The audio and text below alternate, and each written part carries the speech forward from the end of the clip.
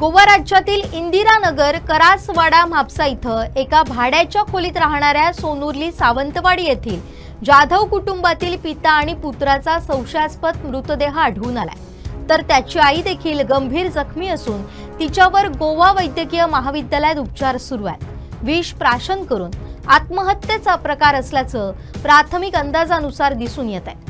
या कुटुंबानं अचानक उचललेल्या टोकाच्या पावलाचं रहस्य उलगडण्याचा प्रयत्न गोवा पोलीस करत आहेत। मृतामध्ये अजय जाधव वय 38 आणि अथर्व जाधव वय 7 यांचा समावेश आहे। मयत अजय याची पत्नी सुवर्णा जाधव वय 30 यांच्यावर गोमेकोत उपचार सुरू असून त्यांची प्रकृती अत्यंत चिंताजनक आहे।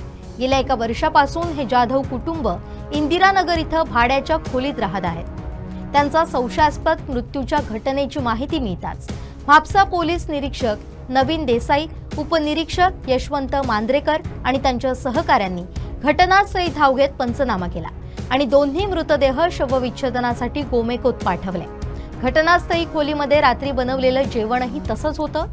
त्यामुळे जाधव कुटुंबानं रात्री जेवणा अगोदर हा आत्महत्येचा धक्कादायक प्रयत्न केल्याचं उघडकीस आलंय। हा सामूहिक आत्महत्येचा प्रयत्न आहे की यामागे अजून काही वेगळं कारण आहे याचा तपास पोलीस करत असून जखमी सुवर्णा जाधव ही शुद्धीवर आल्यानंतरच या घटनेचं नेमकं कारण समोर येणार आहे।